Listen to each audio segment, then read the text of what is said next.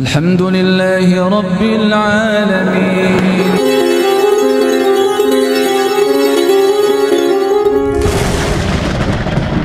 Supaya kita mendapat bimbingan dari Allah, bisa mendapat arahan, pendampingan yang melekat dari Allah, supaya bisa bersikap tidak tasahud, bersabar, ridho dan syukur tadi itu adalah dengan cara apa?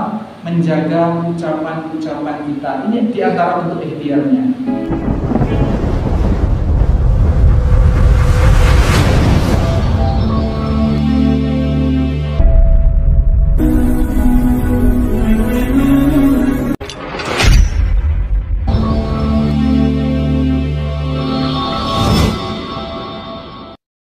Bismillahirrahmanirrahim.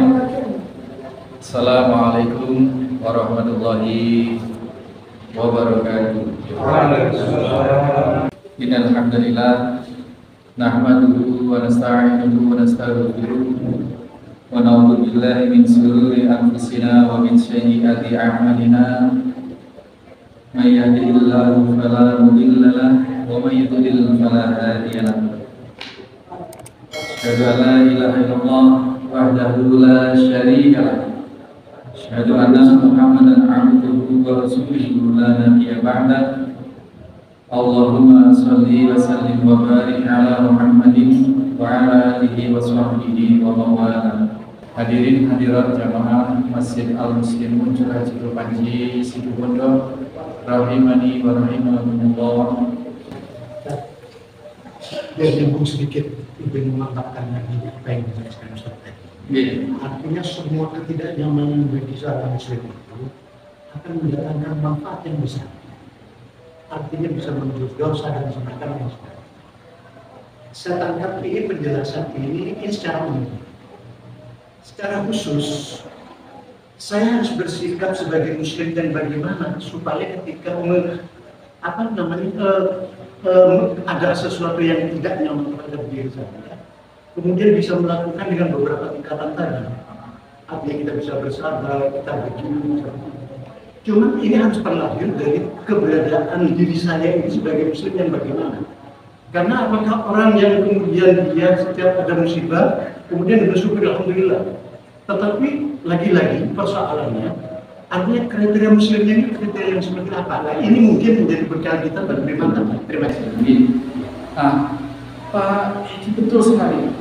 Semua yang kita ucapin tadi teori informasi dari Rasulullah SAW. Pertanyaan sekarang, bagaimana supaya kita bisa mencapai makom itu, bisa mampu itu? Ya, kita kembali kepada bahwa yang menggenggam hati kita itu adalah Allah Subhanahu Wa Taala. Kemudian akan seperti apa kemampuan kita itu sepenuhnya kita mengharap, memohon bimbingan Allah Subhanahu Wa Taala. Seperti yang dalam mukadimah tadi kita uraikan, Allah sudah membuka keran untuk itu. Wahai Hadi, wahai Edi, wahai Fadli, wahai kalian semua, kalau engkau ingin mendapatkan ini, maka minta tolonglah kepada Allah Subhanahu Wa Taala. Ayatnya banyak, diantaranya ista'inu bis-shabri was-shalah. Kalau engkau ingin bisa terbimbing oleh Allah Subhanahu Wa Taala untuk bisa memiliki makom, bisa menyikapi seperti itu tadi itu, bisa meniti jalan meninggalkan tasawuf, mencapai kesabaran, bisa ridho dan bisa bersyukur, maka mutlak harus mendapat bimbingan dari Allah Subhanahu Wa Taala. Caranya gimana tadi? Bersabar dan sholat.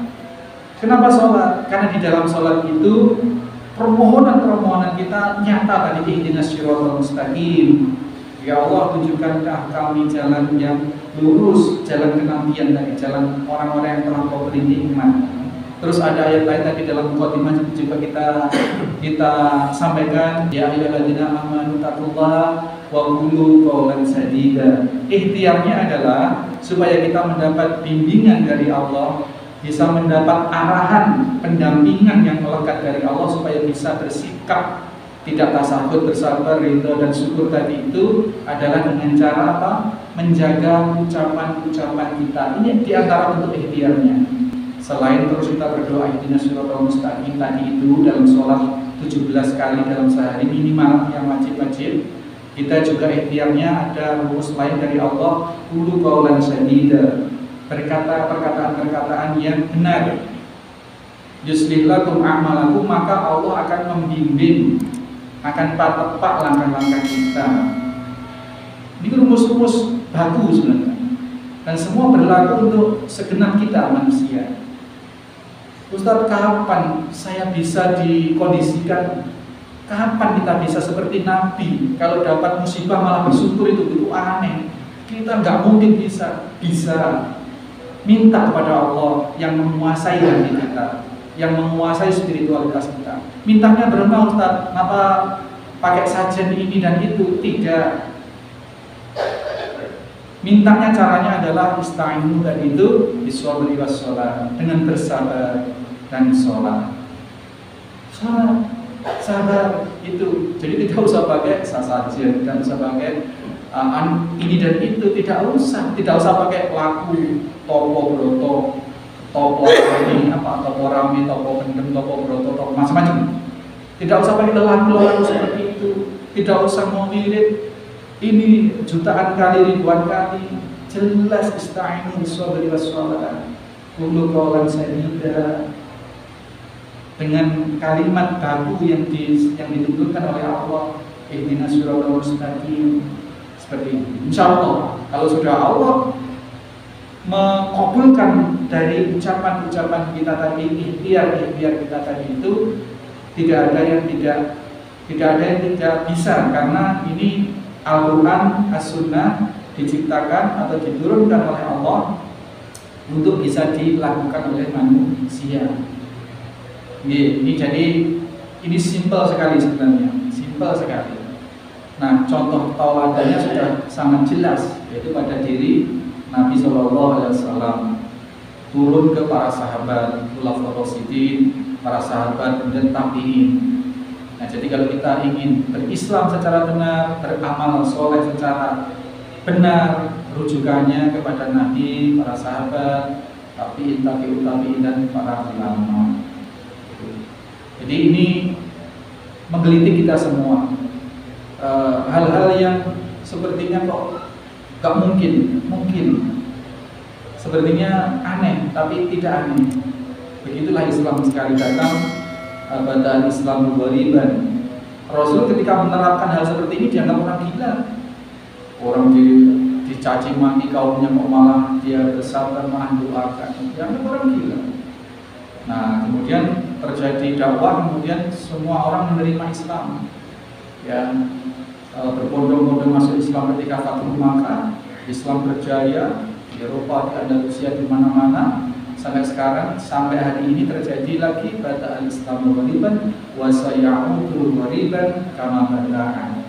Rasul betul. Islam pertama datang dianggap asing, aneh, nyeleneh. Kemudian kelak satu saat di akhir zaman, ketika orang menerapkan Islam dianggap aneh, nyeleneh. Ya hari ini Pak, hari ini dianggap aneh, nyeleneh. Orang kena duri, alhamdulillah dianggap, oh tak beres orang ini. Kecelakaan, alhamdulillah, oh tak beres. Makanya nggak usah keras-keras, alhamdulillah. Kecelakaan, kenapa? Alhamdulillahnya biasa aja, nggak usah sampai ditunjuk-tunjukkan. Soalnya orang nanti akan beda persepsinya. Oh agak lain orang ini. Gitu ya Pak Di, ya? Itu. Jadi syarat kalau kita ingin dihapus dosanya dari musibah, syaratnya satu saja, itu tidak tasahud. Syaratnya harus sabar, itu tok. Nah, kalau kita ingin mendapat nilai plus, selain mendapat penghapusan dosa, dapat pahala, ya kita bisa. Kita memohon pahala dari telah kita melaksanakan perintah Allah. Ya Allah, Engkau perintahkan aku untuk bersabar ketika mendapat musibah, maka ketaatanku ini Engkau berikan pahala, dapat pahala. Gitu. Karena Allah, ana inda dzanni abdi, aku apa kata prasangka hambaku, dan seseorang akan mendapatkan sesuai dengan yang diniatkan. Kalau tidak diniatkan dapat pahala, ya hanya sekedar menghapus dosa-dosa tadi. Demikian ya Pak, monggo kalau ada sesuatu yang ingin ditambahkan lagi, Pak Edi tadi melengkapi dan bagus sekali. Karena bagaimana rumusnya, tadi kan hanya teori. Nah sekarang supaya aplikatifnya, kontekstualnya supaya kita bisa seperti itu bagaimana. Ya kita pasrah ya Allah, ikuti apa-apa rumus-rumus yang diberikan oleh Allah. Iya, antaranya. Ada lagi mungkin Mas Hendra? Saya nambah sedikit ya. Iya, Ini penguatan juga dalam rangka untuk lebih khusus kita bisa masuk ke makom itu. Iya. Ketika musibah itu terjadi di saat iman itu lepas, apakah kemudian dengan bersyukur, dengan apapun sudah yang bisa, artinya bisa menghilangkan semua yang tidak nyaman itu terhadap diri kita, apa bisa menjadi penebus dosa atau apa. Tetapi ketika kita berucap seperti itu, iman kita lepas. Contoh misalnya pada saat kita maksiat, di saat maksiat itu kemudian terjadi suatu musibah. Lalu kemudian kita sadar, gitu. Kemudian kita sadar atau kita bersyukur atau apa. Bagaimana artinya ungkapan itu, apa kira-kira masuk kategori itu? Sudah berlalu, tidak sekali itu. Iya. Iya. Jadi kalau kita melakukan satu maksiat, terjerumus lah, itu kan musibah juga. Nah, terjadi musibah kalau sudah terjadi berarti itu musibah. Nah, setelah terjadi, kemudian kita bertaubat. Bertobat ini maknanya adalah bersabar di dalam menjalankan, di dalam terjerumus dalam maksiat. Sabar itu kan ada beberapa, ya. Sabar dalam melaksanakan perintah, sabar dalam meninggalkan maksiat. Ketika kita gagal menjalankan perintah itu musibah. Ketika kita gagal meninggalkan maksiat itu juga musibah. Nah, ketika keterjerumusan ke dalam maksiat maupun kelalaian tidak menjalankan perintah tadi itu derajatnya sama-sama musibah dan itu mendatangkan dosa. Bentuk kesabaran yang kita lakukan adalah kalau terjadi kemaksiatan yang kita bertobat, itu betul-betul kesabaran. Pasti Allah hapus. Dan ketika kita lalai tidak melaksanakan kewajiban yang juga menimbulkan dosa, maka kita bersabar dalam menyikapi itu. Bentuk sabarnya adalah tadi itu juga memperbaiki diri dan bertaubat. Adalah musibah sejati adalah seseorang sudah terkena ketidaknyamanan, tetapi dia tidak bersabar. Itu musibah benar sudah dosanya tidak dihapus, malah dia mendapatkan ketidaknyamanan yang luar biasa. Ini yang disebut musibah. Senyampang, seberat apapun musibah yang menimpa, senyampang kita bisa bersabar, minimal bersabar, tidak tasahud, maka hakikatnya musibah tadi itu adalah karunia dari Allah Subhanahu wa Ta'ala. Ini resep rumus yang betul harus kita pegang dalam hidup sehingga kita tidak mudah untuk menyalahkan Allah, tidak mudah terjerumus dalam sifat tasahud tadi itu. Demikian ya Bapak sekalian, mudah-mudahan ini cukup membuka wawasan untuk berikutnya harus didalami, harus dengan gali sendiri. Ya, boleh nanti kalau misalkan ini kita upload di setel berkali-kali, diulang-ulang boleh. Atau punya nomor WA saya, bisa komunikasi lebih lanjut tentang hal ini atau apapun. Mudah-mudahan Allah berkahi kolaborasi kita ini, baik saya selaku penyampai yang sekedar menyampaikan ini maupun kita semua mustami semua mendapat keberkahan yang sama.